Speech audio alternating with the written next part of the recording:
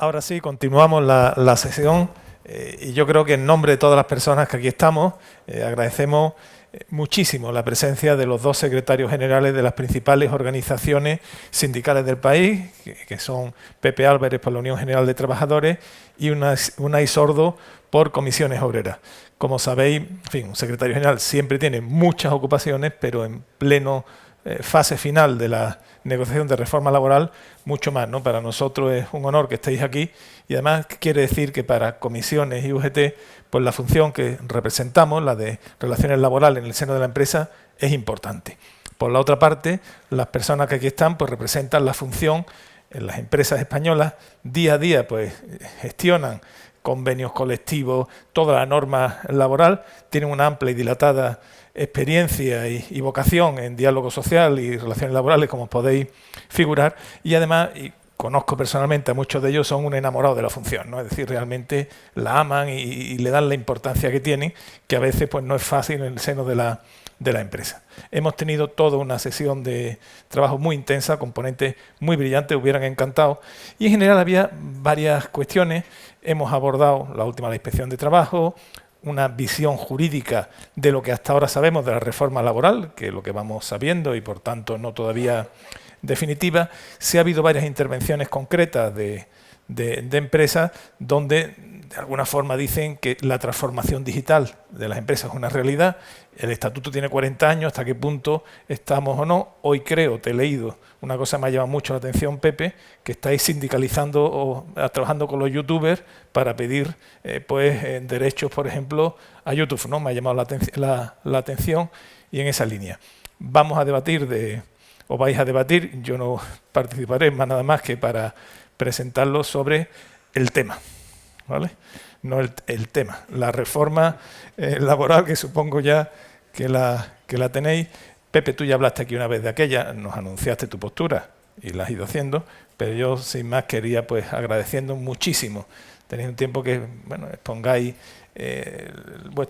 lo que estiméis oportuno en torno a la reforma. COE no ha podido estar aquí porque estaba previsto Garamendi, que está de viaje, y hasta qué punto también pues veis la posibilidad, hasta donde sabéis y conocéis, del acuerdo con la tercera pata del diálogo en este caso. Pues Pepe, Unai. Bien, pues buenos días a todos y a todas. Teníamos que estar aquí, faltaría más. Para nosotros, los responsables de los recursos humanos de las empresas, sois muy importantes. Y muchas veces, además,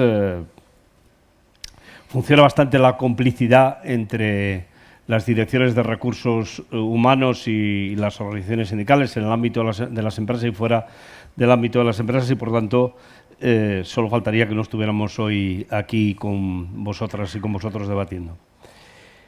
Bien, brevísimamente, pero hay una cosa que no debemos de pasar por alto, que es el acuerdo de pensiones. Y digo esto porque nosotros nos sentimos muy orgullosos del acuerdo de pensiones al que hemos llegado. Parecía que era imposible. Si hace 7 o 8 meses hubiéramos dicho que íbamos a cerrar un acuerdo, seguramente que hubiera sido bastante difícil pensar que eso era posible, pero eso ha sido posible. Y además con una virtualidad para nosotros muy importante, que es que por primera vez, desde que yo tengo uso de razón, hacemos un acuerdo de pensiones en el que tocamos los ingresos y no los gastos. Y por tanto nos planteamos que no podemos continuar apretando por los gastos, y en los gastos incluyo los más años de edad para jubilarse, sino que fundamentalmente a partir de ahora el sistema de pensiones va a tener que actuar sobre los ingresos para poder equilibrar finalmente las cuentas. Estamos en una segunda fase del diálogo social, quizá más de segunda fase porque ha habido algunos acuerdos previos, riders, ley del teletrabajo, que han sido los dos acuerdos muy importantes. Pero ahora estamos en esta fase con los 3 temas que España ha planteado en el memorándum que ha enviado a la Unión Europea, que quiere debatir, que quiere acordar. Yo no les oculto que para nosotros el diálogo, los acuerdos no deben de acabar aquí. Nosotros queremos continuar hablando de los despidos colectivos, de las causas de los despidos colectivos, de los métodos para llegar al despido colectivo y, por tanto, vamos a plantearle al Gobierno, y de hecho ya se lo hemos planteado, la necesidad de que cubramos esta etapa, pero que iniciemos otra etapa justamente de actualización de otros temas que quedan pendientes de la reforma. Y yo creo que finalmente deberíamos de poner en marcha ese gran debate en relación al Estatuto de los Trabajadores del siglo XXI.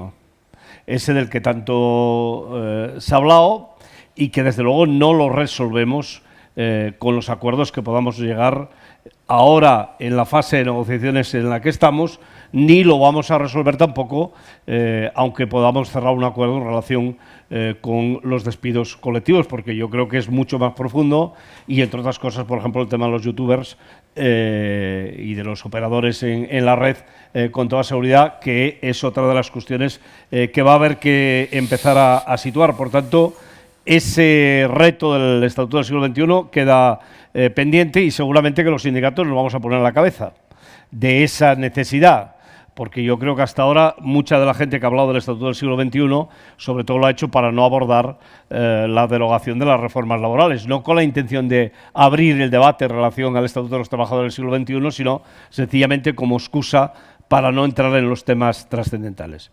Y entro brevemente a los tres temas que en estos momentos son objeto de debate. Esta misma mañana están reunidos y estamos debatiendo. Tenemos un primer capítulo que es la negociación colectiva. La negociación colectiva, desde nuestro punto de vista, desde luego desde mi punto de vista, creo que hay muchas posibilidades de que pueda acabar con un acuerdo. Sería razonable.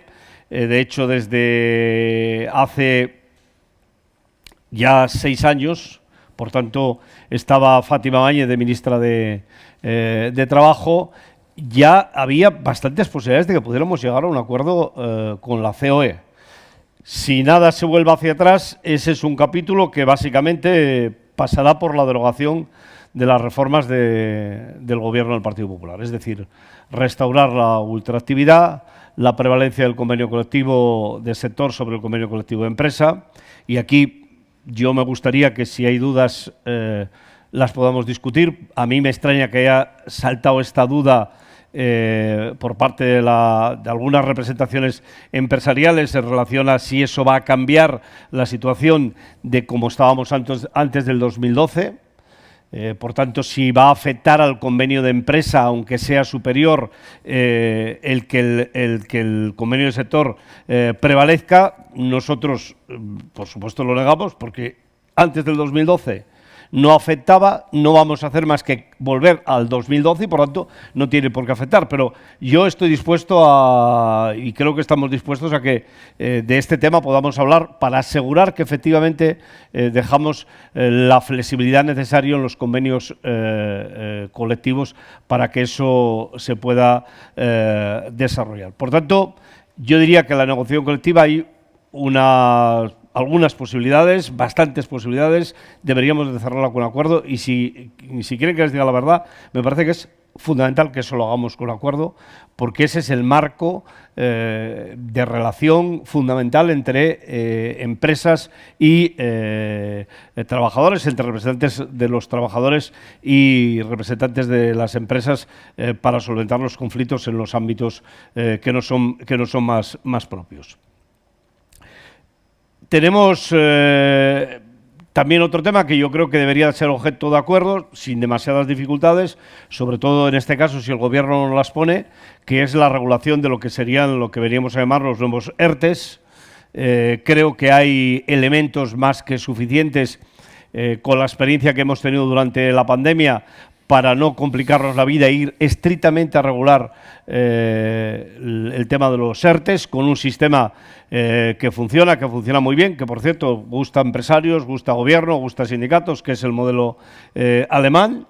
Y, en todo caso, a mí me parece que la única duda que hay aquí es si el Gobierno en esta negociación va a intentar introducir elementos que no son propios de esta negociación, como intentó hacerlo en el documento de 27 páginas que nos entregaron hace una semana o 2 semanas, yo no recuerdo muy bien, pero ese es un tema que también creo que debe de ser objeto y puede ser objeto de acuerdo. Y veo mucho más complejo el acuerdo en relación con los temas de contratación. Aunque podría parecer que con el lenguaje que todos utilizamos no tendría por qué ser muy difícil, porque cualquier persona con la que hablas dice sí queremos estabilidad, sí queremos acabar con las irregularidades en la contratación, sí queremos que un contrato de trabajo corresponda con el tipo de trabajo que hay, pero luego en la práctica eso requiere tomar medidas, en algunos casos, drásticas. Yo también tengo que decir que por parte de los sindicatos en esta materia hemos siempre tenido una posición muy abierta, porque en realidad hay más de un camino por el que se puede tirar para poder conseguir esos objetivos, y por tanto también venimos manteniendo una posición muy abierta. De hecho, tenemos una posición muy abierta, tenemos unos objetivos muy claros, y la manera de cómo lleguemos a esos objetivos sí que es verdad que puede variar. Y acabo con este tema y con mi intervención, porque me parece que estoy ya en el punto límite, diciéndoles que en esta materia para nosotros hay 2 cuestiones fundamentales. Una, doblar la inspección de trabajo en los próximos 4 años. Si no hay una inspección de trabajo potente, tanto desde el punto de vista de los recursos y los medios humanos como tecnológicos, y que a la vez también puedan trabajar conjuntamente y tener acceso a bases de datos de la Administración, tanto de la Seguridad Social como de la propia Hacienda, cualquier acuerdo que lleguemos en materia de contratación será papel mojado, porque no habrá ninguna posibilidad de que se pueda vigilar que efectivamente eso se cumple. Y la segunda cuestión, en la misma línea, es lo que yo llamo una tabla de sanciones que sea suficientemente importante como para que las empresas sepan que contratar de manera irregular tiene consecuencias. Y, por tanto, que evitemos que estemos en una situación y en una jungla como la que estamos.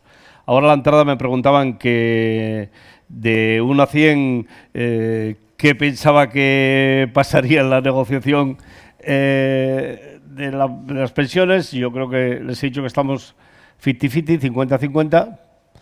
No me atrevería a decir que hay más posibilidades del 50 de que lleguemos a un acuerdo en el conjunto de las 3 cuestiones que estamos tratando, pero me gustaría que acabáramos con un acuerdo, y nosotros estamos dispuestos a hacer un acuerdo en el que esté la representación empresarial, aunque ese acuerdo pueda parecer a priori que no es tan bueno para nosotros, que hacer un acuerdo de otras características. Y ahora sí que acabo diciéndoles que tampoco den por hecho que nosotros vamos a acordar con el Gobierno, porque aquí hay una cosa que se da por hecha, que es que los sindicatos van o no. Por ejemplo, en materia de contratación, pues no hemos estado con las posiciones que ha ido dando el Gobierno, o en materia de ERTES tampoco hemos estado con las posiciones que ha dado el Gobierno. Por tanto, que nadie dé por hecho que hay la seguridad de que acuerdos sindicatos-Gobierno va a haber o no. Depende de cómo se desarrolle.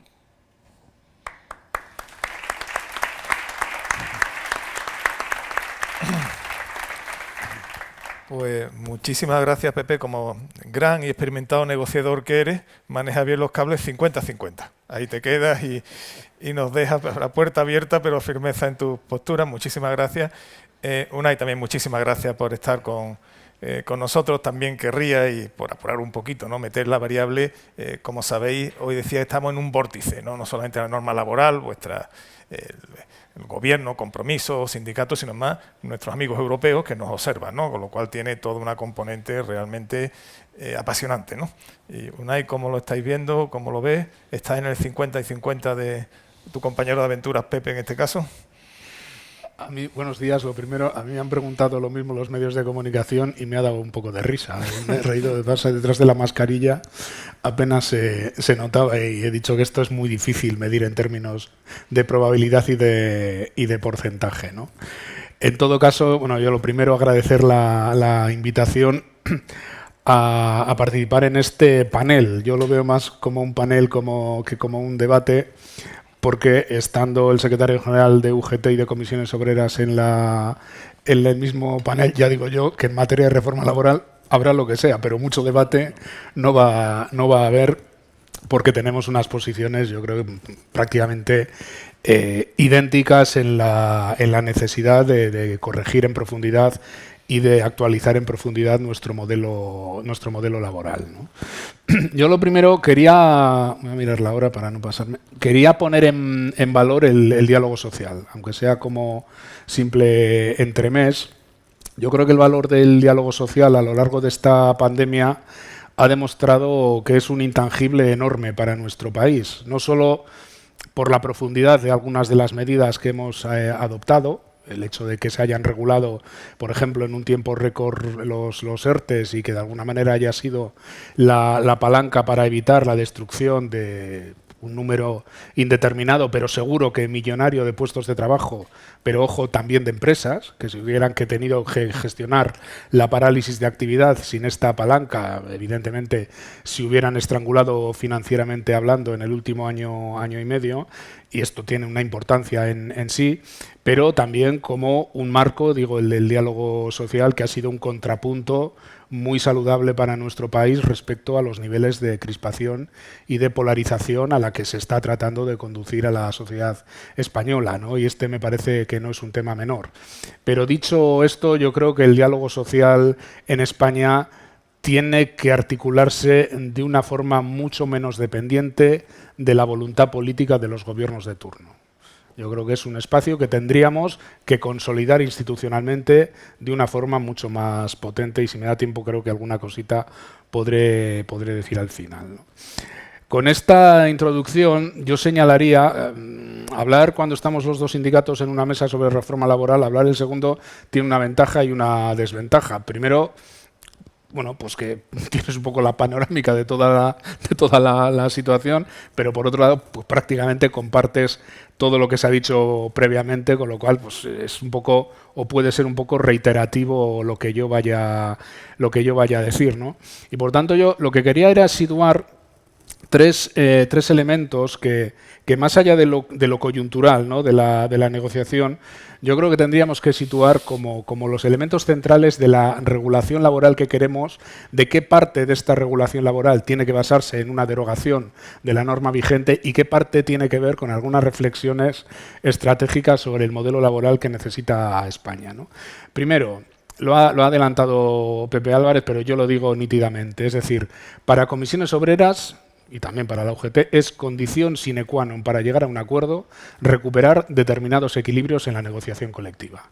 Es decir, no va a haber acuerdo con los sindicatos si no se recuperan algunos de los equilibrios rotos en la última reforma laboral e incluso apuntados nítidamente en la anteúltima reforma laboral, la del año 2010, ¿no? Necesitamos recuperar el valor de la autonomía de la negociación colectiva para vertebrarse, para discernir o para situar las relaciones entre los distintos niveles de convenio colectivo, sea sectorial y sea en la relación del convenio sectorial con el convenio de empresa. Necesitamos necesariamente recuperar la ultraactividad de los convenios colectivos.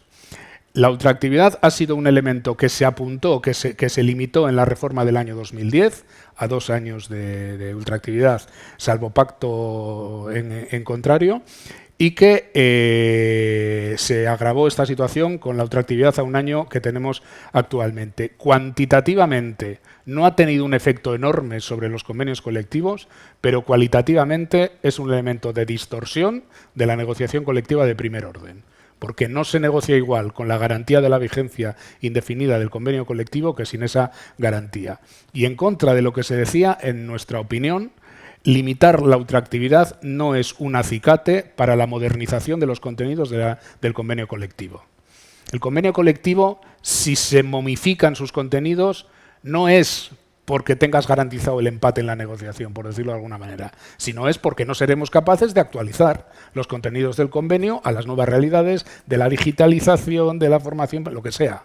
Pero creo que lo único que ha conseguido la ultraactividad es empeorar la posición de negociación de los sindicatos, sobre todo en convenios donde la pérdida de la vigencia del convenio pues tiene un efecto de abismo laboral prácticamente, porque no hay una regulación alternativa en convenios sectoriales de ámbito estatal o lo que sea, ¿no? Es fundamental eliminar la preferencia aplicativa en materia salarial de los convenios de empresa. Y lo apuntaba Pepe. Yo no sé a santo de qué se está. El otro día le oí unas declaraciones al anterior ministro de Hacienda, Cristóbal Montoro, muy ponderadas en una entrevista en el canal 24 Horas, muy llamativas, ¿no? En este contexto de polarización política, una intervención tan ponderada y tan equilibrada como la hizo Cristóbal Montoro, pero dijo una cosa que a mí me extrañó mucho, ¿no? Porque vino a contraponer los convenios y la flexibilidad que han tenido los convenios de empresa del auto respecto a lo que los sindicatos estamos queriendo eliminar de la reforma laboral del año 2012. No tiene nada que ver. Los convenios colectivos de empresa tienen todo el sentido del mundo, son los convenios básicos para la adaptación, para regular convenientemente relaciones laborales muy distintas en una gran empresa facturera de 2.000 personas respecto a una empresa de 57 trabajadores y trabajadoras, y nadie está poniendo en cuestión desde los sindicatos la pervivencia y la importancia de los convenios de empresa, entre otras cosas porque normalmente los suscribimos Comisiones Obreras y la Unión General de Trabajadores, que somos los sindicatos mayoritarios de España, no porque el señor nos diera esa cualidad, sino porque es que la gente nos vota en las empresas mayoritariamente y ahí es donde se negocian los convenios de empresa. Es decir, esta es una disputa, yo creo que está cayendo en términos absurdos. Lo que planteamos es que los convenios de empresa no puedan reducir básicamente el precio del trabajo porque se han abierto ahí puertas a la competencia desleal, a la explotación directa y además a fomentar un modelo de competencia, como digo, o en clave de dumping salarial, que están aprovechando determinado perfil muy concreto de empresas en algunos sectores para tirar condiciones de trabajo. Y esto es lo que no puede ser.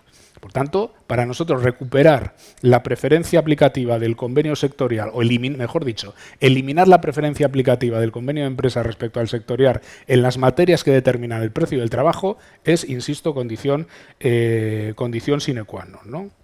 Como decía, en mi opinión, la reforma del año 2012 tiene una característica, y es que desprende una enorme desconfianza hacia el papel de los interlocutores sociales.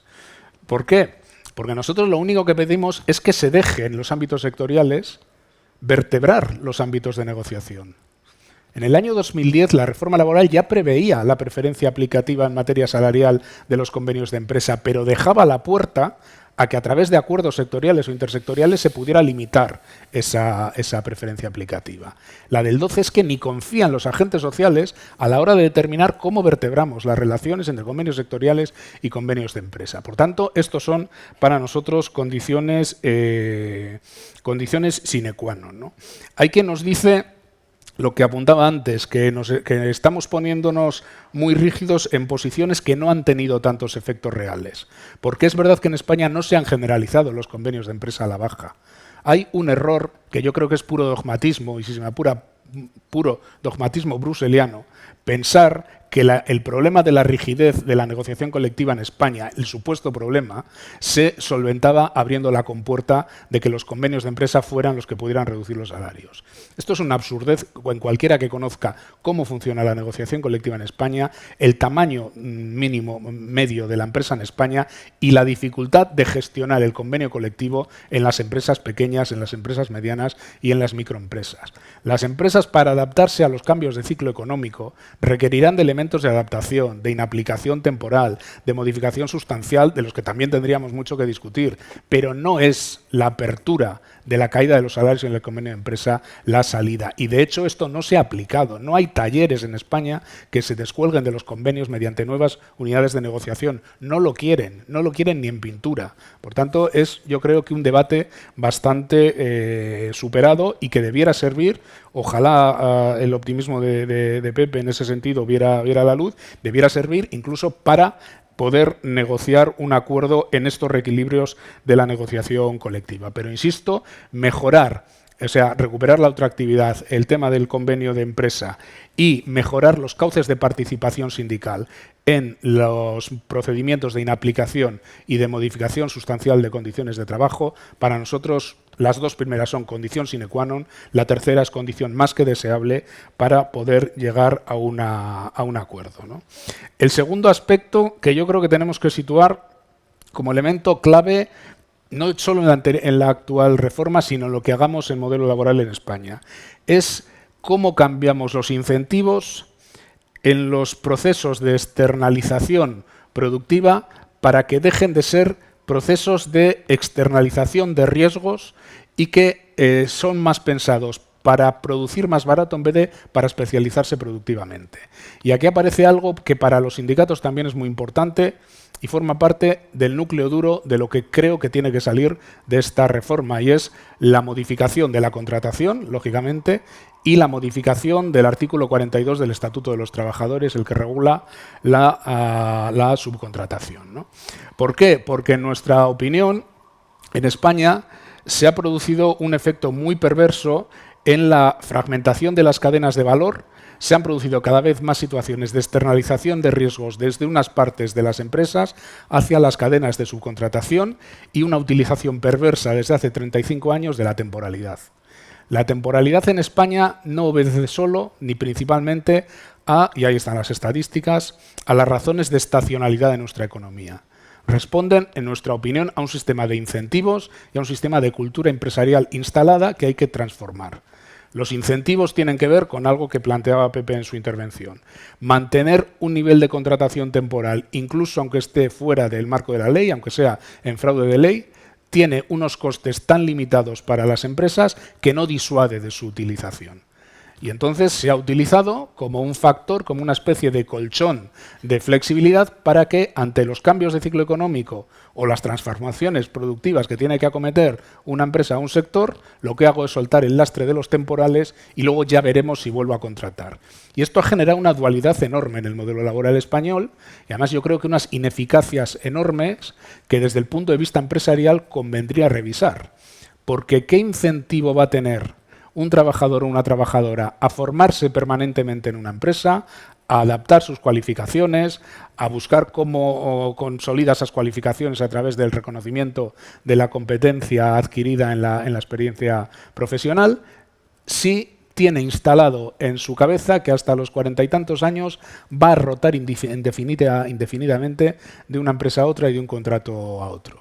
Yo creo que es un elemento, incluso desde un punto de vista de competitividad empresarial bien entendida, que habría que atacar en España. Y en efecto, todo el mundo dice que está de acuerdo con reducir la temporalidad en nuestro país. Claro, la cuestión es cómo. Y yo creo que en el cómo, en mi opinión, es un juego variable en tres variables. Es un juego de relaciones en tres variables. Una, la contratación. Directamente, yo creo que se puede mejorar la regulación de la contratación para que haya más contratación indefinida y en efecto el papel de la inspección tiene ahí un papel, tiene una función importante que jugar, el concepto de la causalización de la contratación. Yo creo, y esto sé que es lo más polémico, que en España habría que ponerle trabas al despido. Habría que poner trabas al despido para que aparezca como la opción menos deseable, menos incentivada para la empresa cuando hay algún tipo de problema, insisto, económico o de transformación del ciclo de producción. Y a cambio, y creo que este es el gran reto de esta negociación, lo digo sinceramente, habilitar formas de flexibilidad interna, de adaptación de jornada, de reducción de jornada, de combinación del tiempo de trabajo con el tiempo de formación permanente. Bueno, un catálogo de actuaciones que se pueden hacer para que ante las crisis de ciclo económico o ante las crisis, insisto, de transformación, que cambia la forma de trabajar, el despido sea el último recurso y la adaptación temporal de jornada sea el recurso más incentivado.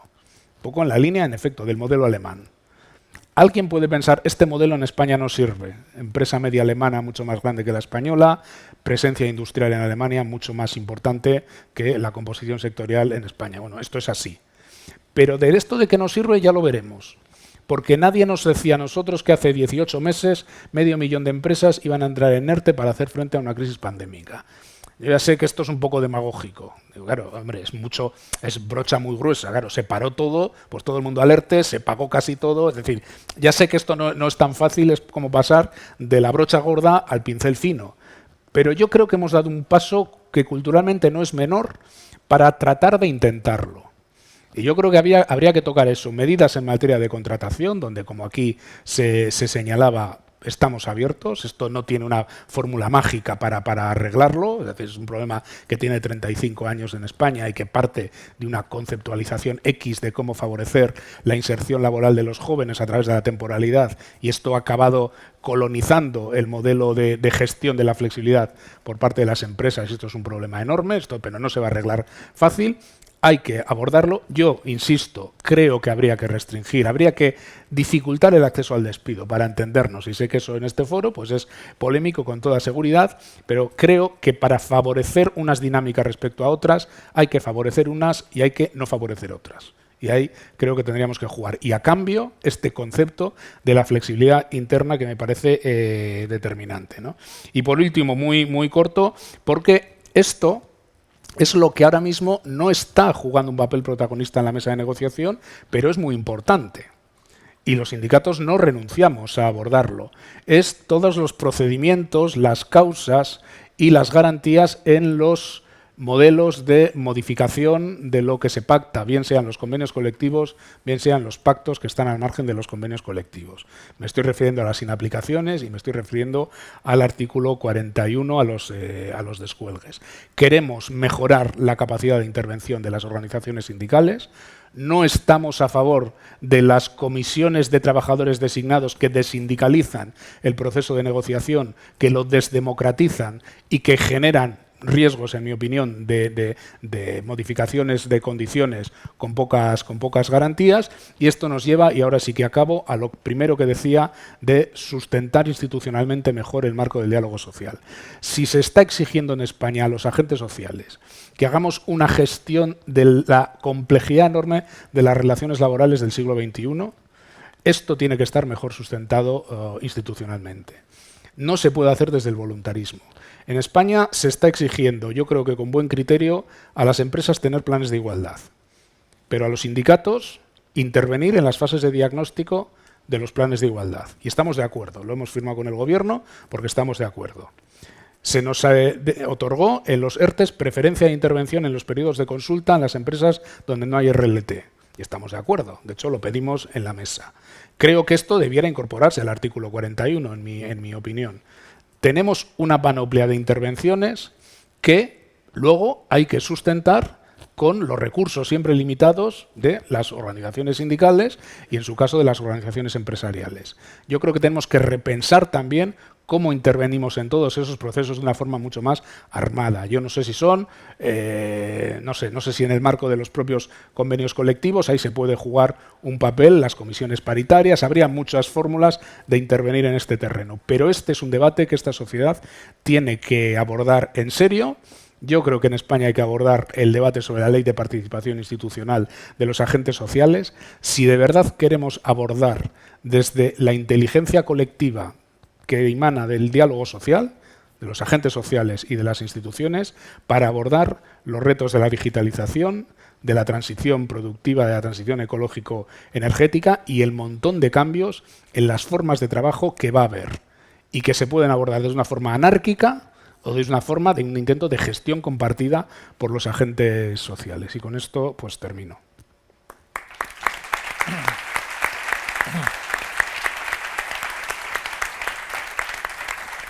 Pues muchísimas gracias por vuestras dos intervenciones. Creo que ha quedado clara las posturas. Hay un montón de hilos abiertos que habéis dejado, que sería apasionante entrar en debate, no lo vamos a poder hacer, pero por lo pronto muchísimas gracias por estar aquí. Pero en fin, un poquito de maldad tiene que tener uno, porque para esto nos pagan, está aquí de moderador. La reforma laboral la tenemos, pero hacemos diálogo social día a día, los convenios colectivos se están negociando algunos en empresa o sector, y hay un pequeño capítulo sin importancia que es la subida salarial. El gobierno está hablando con sus máximos responsables en alguna ocasión, están muy preocupados, ellos mantienen que no hay la inflación que tenemos es coyuntural, que es un 2, y que por tanto así es la función pública, pero está preocupada porque pudiera haber un deslizamiento salarial que abonara la bomba inflacionaria. Sin embargo, ese 2, que es lo que nos dicen, vemos después pues inflaciones puntuales más altas. Yo sé la responsabilidad enorme, ¿no? Somos conscientes de la persona que está aquí, probablemente las 2 personas que más vais a influir en esta toma de decisión. Yo he asistido a negociaciones donde se fijaban marcos habéis tomado acuerdos muchísimas veces de moderación salarial durante un tiempo que hizo falta, en fin, soy testigo. Ahora viene un momento que yo considero personalmente muy delicado y que no es fácil y que no ves.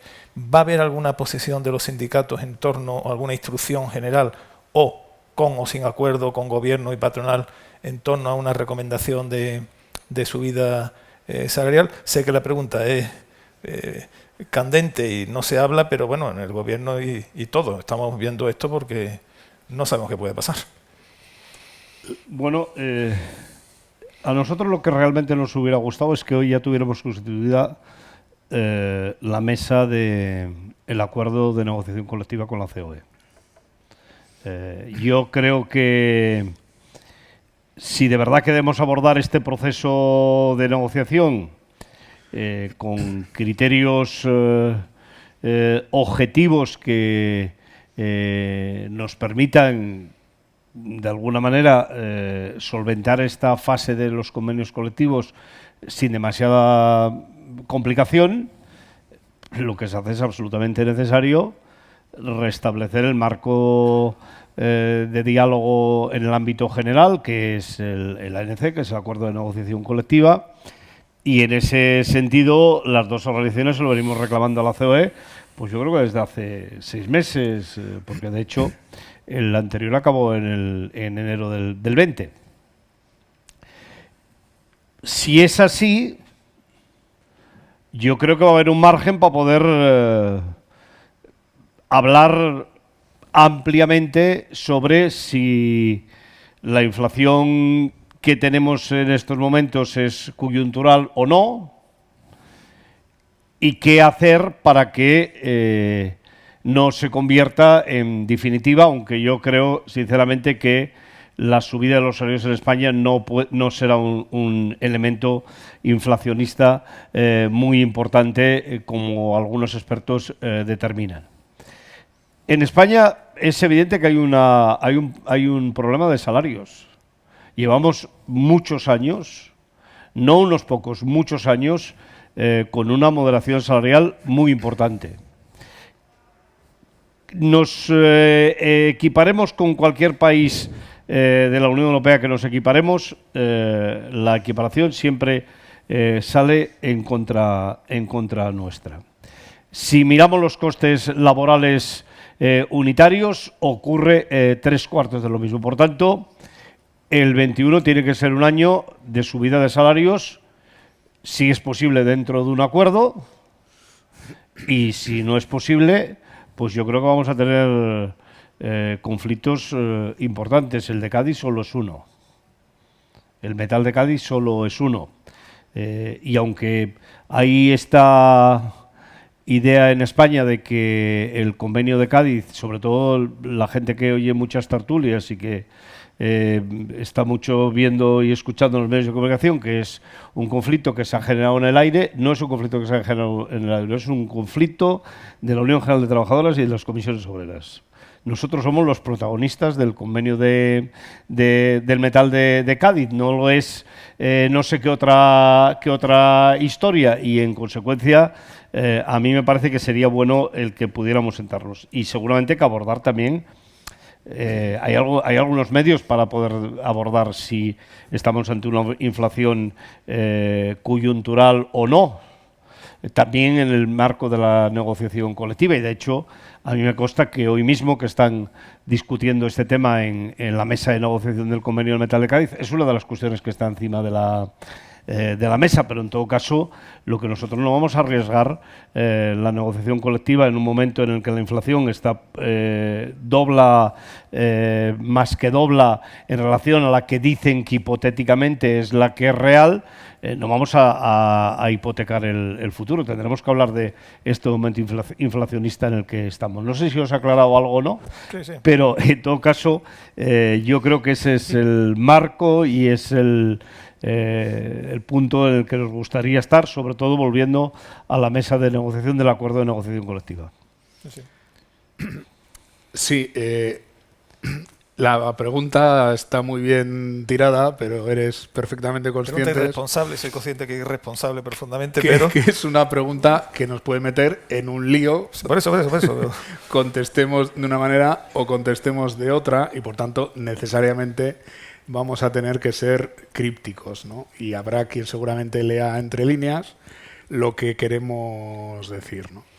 En primer lugar, a nosotros todas las indicaciones, todos los indicadores que vemos, todo lo que analiza nuestra gente respecto al episodio de inflación que estamos atravesando, nos lleva más a pensar que estamos ante una punta de inflación bastante coyuntural.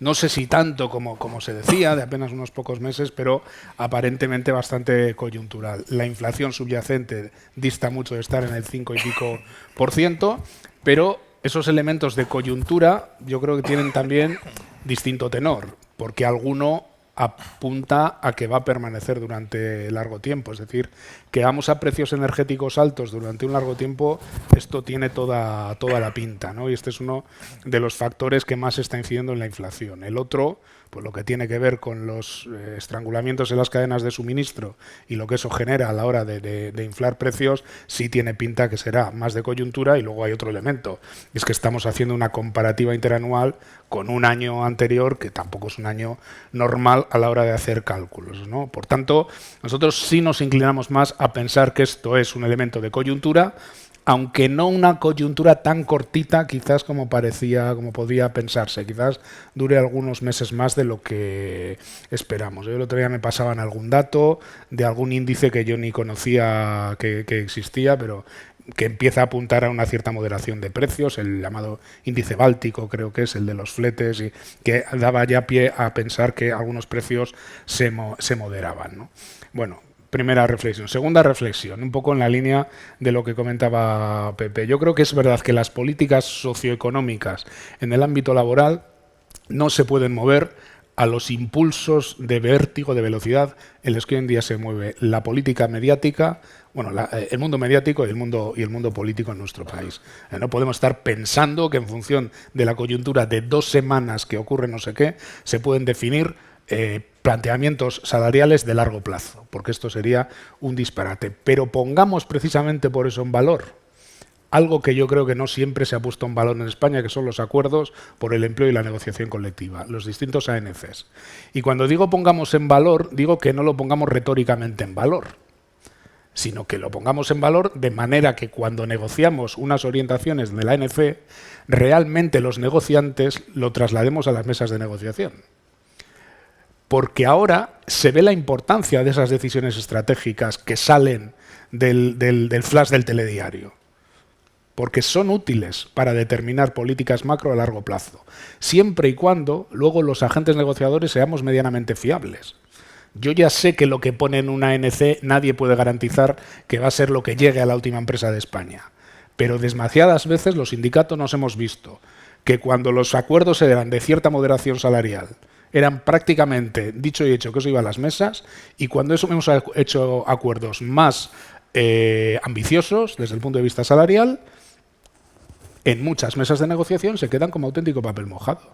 Estamos debatiendo sobre el SMI en España cuando los 14.000 euros de salario mínimo de convenio lo tenemos pactado desde el año 18 para haberlo implementado en el año 2020. Bueno, ojalá, en efecto, yo estoy de acuerdo, tendríamos que abrir la mesa del acuerdo de negociación colectiva y pactar recomendaciones salariales, las que seamos capaces de pactar, a un par de años vista o a 3. pero con una fiabilidad en lo que se marca, ¿no?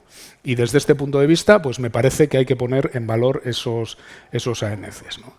Y como no he acabado de contestar, lógicamente, la pregunta en un sí o en un no, digo que la recuperación salarial en España sigue teniendo importantes márgenes.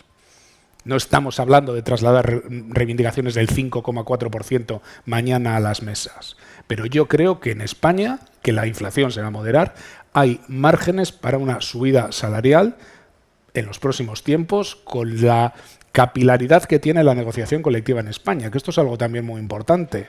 La negociación colectiva y los miles de convenios que existen tienen una capacidad enorme para hacer que las propuestas sean realistas y sean factibles en función de la realidad de las empresas y de los sectores. No tenemos que inventar nada, ¿no? Pero nosotros pensamos que el periodo de recuperación salarial en España no ha terminado, debe continuar, y particularmente en los salarios más bajos. Yo creo que los deciles más bajos en España han sufrido una devaluación de caballo en la anterior crisis, y creo que hay que continuar con la subida, con los incrementos del salario mínimo interprofesional en la senda de llevarlo al 60% de la media salarial, y que los salarios más bajos en nuestro país tienen que incrementarse. Hay bloqueos generalizados en los convenios de la hostelería, del comercio, de los supermercados y otros, y o se dan salidas razonables a estos convenios, donde se están hablando de subidas del 2, del 2 y pico, del 3%, o es verdad que es más que previsible un proceso de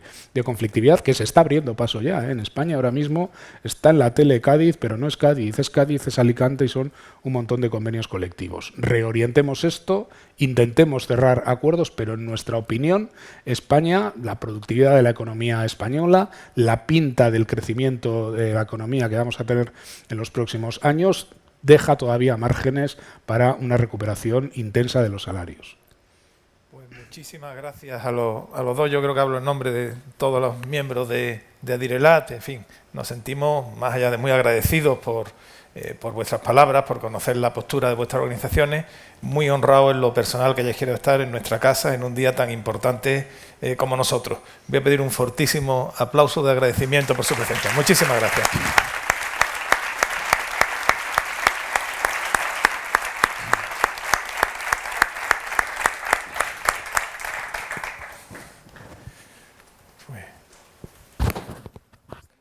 Sí, ya. Bueno, okay.